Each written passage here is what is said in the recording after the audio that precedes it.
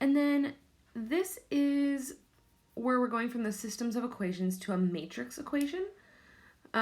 What I want you guys to see is that you have this system of A11x1. That's the same thing as seeing A11 times this x1 into this matrix multiplication.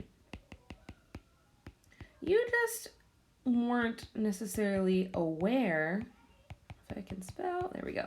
You weren't necessarily aware that what you were doing was dealing with a multiplied matrix. So it goes across as it goes up and down. So just something to be aware of, but don't necessarily worry because we're going to get into some examples if this doesn't necessarily make sense. It's just a visual for you guys to have that crosses the two worlds.